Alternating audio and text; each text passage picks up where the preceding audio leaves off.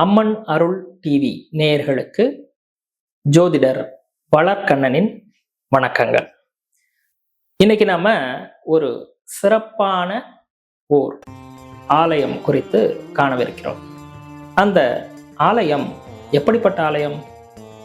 Judge சுவாமிகள் என்று போற்றப்படக்கூடிய ஒரு சுவாமியினுடைய அதிஷ்டானம் விளங்கக்கூடிய ஒரு ஆலயத்தின் பெருமைகள் குறித்தும் பூஜை விவரங்கள் குறித்தும் அறிந்து கொள்ள இருக்கிறோம். 1962 புவனேஸ்வரி பீடம் என்று ஒரு பீடத்தை நிறுவி அங்கே ஜட்ஜு சுவாமிகளுடைய அதிஷ்டானம் மூலஸ்தானத்தில் உள்ளது. ஹஸ்த நட்சத்திரம் தோறும் மாதந்தோறும் ஹஸ்த நட்சத்திரம் அன்று அவருக்கு சிறப்பு அபிஷேகங்கள் நடைபெறுகிறது. தினசரி பூஜைகள் நடந்தாலும் மாதாந்திரம் ஹஸ்த நட்சத்திரம் அன்று அவருக்கு சிறப்பு பூஜைகள் நடைபெறுகின்றது. அவர் வாழும் காலத்திலே 5 கோடி முறைக்கு மேல் ஹ்ரீம் என்கின்ற லோகமாதா, ஜெகன்மாதா, புவனேஸ்வரியினுடைய பீஜாட்சர மந்திரங்கள் ஸ்ரீ சதாசிவ, பிரம்மேந்திர, சரஸ்வதி, அவதூத மகா சுவாமிகள் என்று அழைக்கப்பட்ட துறவி அவர்கள் ஜட்ஜு சுவாமிகள் என்று அழைக்கப்படுகிறார். அவருடைய அதிஷ்டானத்தினுடைய இடது பக்கம் மற்றும் வலது பக்கம் 2 சுவாமிகளுடைய பளிங்கு திருமேனிகள் அருள்பாலித்துக் கொண்டிருக்கிறது. அதிலே சுவாமிக்கு வலது பக்கம் ஸ்வயம் பிரகாச சுவாமிகளுடைய பளிங்கு திருமேனி அருள்பாலித்த வண்ணம் உள்ளது. சுவாமியினுடைய வலது பக்கம் ஸ்ரீ சாந்தானந்த சுவாமிகள் அவருடைய பளிங்கு திருமேனி அருள்பாலித்த வண்ணம் உள்ளது. அவரையும் தரிசிக்கலாம். மூலஸ்தானத்திலே சுவாமிகளை வழிபாடு செய்த பிறகு பிரகாரத்தை வலம் வரும்போது வடக்கு பார்த்த வண்ணம் நின்ற கோலத்திலே அஷ்ட தசாம்புஜ துர்க்கை அனுகிரகிக்கிறார். இந்த தேவிக்கு மாலை தோறும் சண்டி ஹோமம் மிக சிறப்பாக நடைபெறுகிறது. நின்ற கோலத்திலே அவரை தரிசிப்பது பெரும் பாக்கியம் வேண்டும். அஷ்ட தசாம்புஜ துர்க்கை என்பது 18 கரங்களோடு துர்க்கை அருள் பாலிக்கிறாள். மாதந்தோறும் சதுர்த்தசி திதி அன்று அம்பிகைக்கு சிறப்பு அபிஷேகம் மற்றும் அலங்காரமும் நடைபெறுகின்றது. அதிலும் பக்தர்கள் கலந்து கொண்டு அன்னையின் அருளை பெறலாம். நவ கிரகங்களுடைய தோஷங்கள் நீக்கம் பெறலாம். எதிர்ப்புகளை வெல்லலாம். நோயிலிருந்து விடுதலை அடையலாம். அஷ்ட தசாம்புஜ துர்க்கையை தரிசித்த பிறகு அவருடைய சன்னதியை வலம் வந்து தென்மேற்கு திசைக்கு சென்றோமேயானால் அங்கே அற்புதமாக காசி விஸ்வநாதர் விசாலாட்சி தாயாரோடு அருள்பாலிக்கிறார். அவருக்கு சுவாமிக்கு பிரதோஷம் அன்று சிறப்பு அபிஷேகம் மற்றும் பூஜைகள் நடைபெறுகிறது. தினசரி பூஜையோடு மாதாந்திர சிறப்பு பூஜைகளிலும் அனைவரும் கலந்து ஈசனின் ஆசையை பெறலாம். அவரை தொடர்ந்து அபீஷ்ட வரத மகா கணபதி மேற்கிலிருந்து கிழக்கு பார்த்த வண்ணம் அருள் புரிகிறார். அவருக்கு தினசரி பூஜைகள் நடைபெறுகிறது. அதோடு மட்டுமில்லாமல் மாதாந்திரம் வளர்பிறை சதுர்த்தி அன்று அவருக்கு அபிஷேகம் மற்றும் சிறப்பு பூஜைகள் நடைபெறுகிறது. உங்களுடைய வாழ்வில் உள்ள தடைகள் நீங்கி மென்மேலும் சிறப்புற அவரை அங்கு தரிசிக்கலாம். அவரை தொடர்ந்து நவகிரகங்களுடைய தோஷம் நீங்குவதற்காக மேற்கு திசையிலே பிரகாரத்திலே கிழக்கு பார்த்த வண்ணம் நின்ற கோல நிலையில் ஸ்ரீ பஞ்சமுக சங்கடஹர ஹேரம்ப மகா கணபதி அருள் பாலிக்கிறார். இவருக்கு தினசரி பூஜைகள் அர்ச்சனைகள் நடைபெறுகிறது. அதோடு மட்டும் இல்லாமல் சங்கடஹர சதுர்த்தி அன்று, தேய்பிறை சதுர்த்தி அன்று அபிஷேகம் அலங்காரம் ஆகியவை நடைபெறுகிறது. அந்த குறிப்பிட்ட திதி அன்றும் சென்று அவரை வழிபட்டு நவக்கிரக தோஷங்களிலிருந்து நீங்கி சுபமான வாழ்வை பெறலாம். அவரை தொடர்ந்து பிரகாரத்திலே, மேற்கு பிரகாரத்திலே கிழக்கு பார்த்த வண்ணம் நின்ற கோல நிலையில் ஸ்ரீ பஞ்சமுக ஆஞ்சநேயருக்கும் இங்கே சன்னதி உள்ளது. தினசரி பூஜைகள் இவருக்கு நடந்த வண்ணம் உள்ளது. ஆயினும் மாதந்தோறும் மூல நட்சத்திரம் அன்று இவருக்கு அபிஷேகம் அலங்காரம் மற்றும் சிறப்பு பூஜைகள் நடைபெறுகிறது. அப்பூஜைகளில் கலந்து கொண்டு சுவாமியினுடைய அனுகிரகத்தை பெறலாம். அவரை தொடர்ந்து பிரகாரத்திலே மேற்கு பகுதியிலே கிழக்கு பார்த்த வண்ணம் ஸ்ரீ விஸ்வகர்மா பஞ்சமுக பிரம்மாவாக இங்கே சிறப்பு மூர்த்தியாக அவரும் அருள் பாலிக்கிறார். இவருக்கு தினசரி பூஜைகள் நடைபெறுகிறது.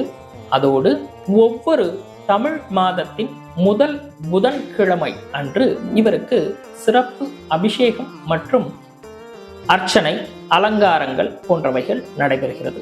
அவரை வணங்கி சுவாமியினுடைய அருளை பெறலாம். பிரகாரத்தின் வடமேற்கு பகுதியிலே கிழக்கு பார்த்த வண்ணம் தண்டாயுதபாணி கோலத்துடன் ஸ்ரீ ஞான ஸ்கந்தனாக முருகப்பெருமான் இங்கே அருள் பாலிக்கிறார்.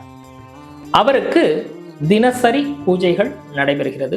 அதோடு மட்டுமில்லாமல் ஒவ்வொரு மாதமும் வளர்பிறை சஷ்டி அன்று அவருக்கு சிறப்பு அபிஷேகம் நடைபெறுகிறது. அந்த திதிகளிலும் அவரை வழிபட்டு அவருடைய அருளுக்கு நாமும் பாத்திரமாகலாம். வடக்கு பிரகாரத்தில் தெற்கு பார்த்த வண்ணம் ஸ்ரீ ஜட்ஜு சுவாமிகள், ஸ்ரீ சாந்தானந்த சுவாமிகள், ஸ்ரீ ஸ்வயம் பிரகாச சுவாமிகள் பளிங்கு திருமேனியோடு கண்கொள்ளா காட்சியாக விற்றிருந்து அருள் பாலிக்கிறார்கள். அவர்களை வணங்கி மகான்களுடைய அருளை பெறலாம். வடக்கு பிரகாரத்திலே தெற்கு பார்த்த வண்ணம் ஸ்ரீ தக்ஷணகாளி அருள் புரிகிறார். அன்னையை தினசரி பூஜைகளில் கலந்து கொண்டு வழிபடலாம். சிறப்பாக சிறப்பு பூஜை என்பது மாதந்தோறும் வருகின்ற தேய்பிறை அஷ்டமி அன்று அன்னைக்கு சிறப்பான அபிஷேக அலங்காரம் நடைபெறும். அதிலும் கலந்து கொண்டு பக்தர்கள் அன்னையின் அருளை பெறலாம். வடக்கு பிரகாரத்திலே தெற்கு பார்த்த வண்ணம் ஸ்ரீ ஸ்வர்ணாகர்ஷ்ண பைரவர் அருள் பாலிக்கிறார்.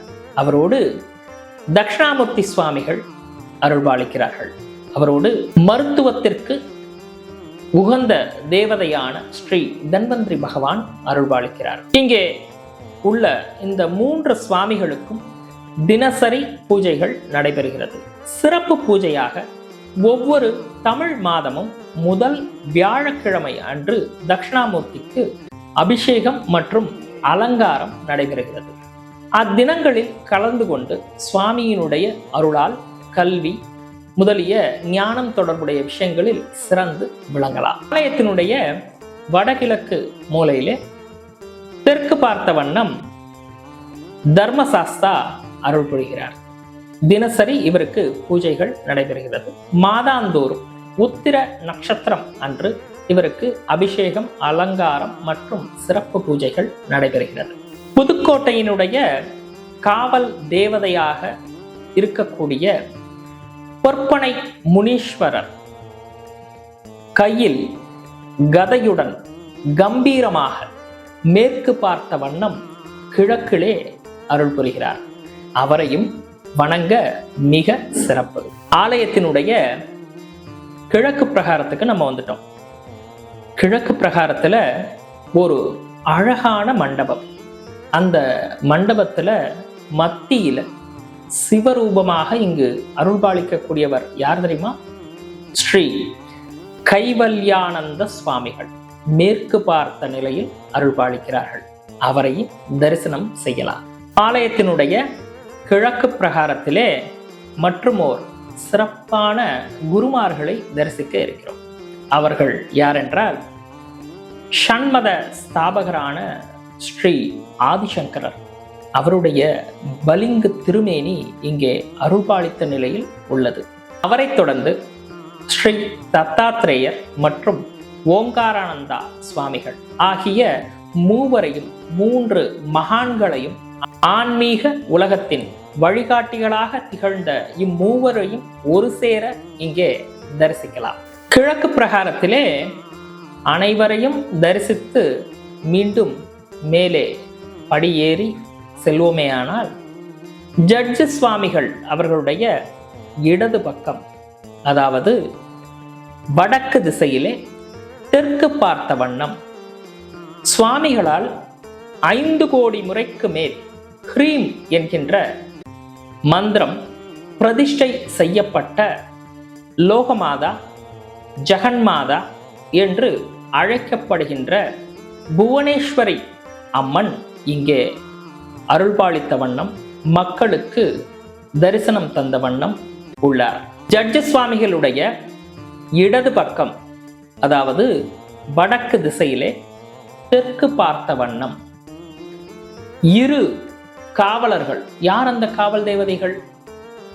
இடதுபுறத்திலே ஸ்ரீ வராகி நின்ற கோலத்திலும், வலதுபுறத்திலே ஸ்ரீ ராஜமாதங்கி வீணை ஏந்திய வண்ணம் 64 கலைகளுக்கும் தேவியான ஸ்ரீ ராஜமாதங்கி வலதுபுறத்திலே நின்ற நிலையில் அருள்பாலித்த வண்ணம், மத்தியிலே முத்தாய்ப்பாக இந்த ஆலயத்தின் மணி மகுடமாக திகழக்கூடிய ஸ்ரீ புவனேஸ்வரி மாதா மகாமேருவுடன் இங்கே அருள்பாலித்த வண்ணம் உள்ளார்.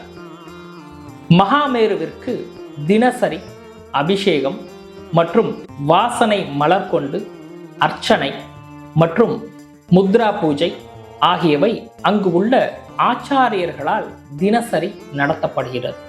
இந்த ஆலயத்தின் ஓர் தனிச்சிறப்பு என்னவென்றால், இங்கே தனிநபர் அர்ச்சனை ஏதும் கிடையாது, தனிநபர் அபிஷேகம் ஏதும் கிடையாது. இங்கே உள்ள அலுவலகத்தில் தேவையான அந்த செலவுக்குரிய தொகையை தந்தாலும் அதை தினசரி 12 ராசிக்கும் 27 நட்சத்திரத்திற்கும் தினசரியே பூஜைகள் நடைபெற்ற வண்ணம் உள்ளது. இங்கே இந்த அம்பிகைக்கு என்னவெல்லாம் கொண்டு போகலாம் அப்படின்னா, வாசனை மலர்களை கொண்டு போகலாம். அதாவது தாமரை, ரோஜா, மல்லிகை போன்ற, சம்பங்கி போன்ற நறுமணம் உள்ள மல்லிகையை கொண்டு போகலாம். அபிஷேகத்துக்கு தேவையான திரவியங்களை கொண்டு அலுவலகத்தில் சேர்ந்தால் அவர்கள் பூஜைகளிலே அதை சேர்த்து கொள்வார்கள். அதுபோல தினசரி சண்டிஹோமம் நடைபெறுகிறது. அதுபோல அதற்கும் தேவையான திரவியங்களை கொண்டு ஆலயத்தில் சமர்ப்பிக்கலாம். அதோடு மட்டுமில்லாமல் இங்கே நெய், சுத்தமான நெய்யை கொண்டு சேர்த்தால் அங்கே உள்ள ஒவ்வொரு தீபமும் சுத்தமான நெய் கொண்டு சுவாமிக்கு விளக்கு ஏற்றப்படுகிறது. அங்கே உள்ள சுவாமிக்கு, ஜட்ஜு சுவாமிக்கு முன்பாக அஷ்டலக்ஷ்மிகள் சூழ மேலே ஜோதி ரூபமாக இங்கே லோகமாதா புவனேஸ்வரி தாய்க்கு தினசரி அபிஷேகம், அர்ச்சனை, ஆராதனை ஆகிய அனைத்தும் நடைபெற்றாலும் தாய் பௌர்ணமி நிலவில் தாயாருக்கு சிறப்பான அபிஷேக அலங்காரங்கள் நடைபெறுகின்றது. ஆகையினால் இவ்வாலயத்திலே 12 ராசி மற்றும் 27 நட்சத்திரம் சார்ந்தவர்களும் தினசரி வழிபாடுகளில் கலந்து கொள்ளலாம். மற்றும் இந்த ஆலயத்தில் குறிப்பிடப்பட்டுள்ள சில விசேஷ திதிகள் மற்றும் நட்சத்திரங்களில் கலந்து கொண்டு சுவாமியின் அனுகிரகத்தையும் அம்பிகையின் அனுகிரகத்தோடு நவகிரகங்களுடைய அசுப பலன்களில் இருந்து மீண்டு வரலாம். இவ்வளவு நேரம் இந்த ஆலயம் குறித்த தகவல்களை உங்களுக்கு வழங்கியுள்ளேன். சுவாமியினுடைய அனுகிரகத்தால் இந்த ஆலயம் குறித்த தகவல்களை தங்களுக்கு தந்துள்ளேன். பேசிய வார்த்தைகளில் நிறை இருப்பின் லோகமாதா புவனேஸ்வரி தாய்க்கும் ஜட்ஜு சுவாமிகளுக்கும் சமர்ப்பணம். பேசிய வார்த்தைகளில் குறை இருப்பின் வளர்க்கண்ணனாகிய அடியனுக்கே அது பொருந்தும் என்று கூறி வாய்ப்பிற்கு நன்றி கூறி விடைபெறுகிறேன். நன்றி.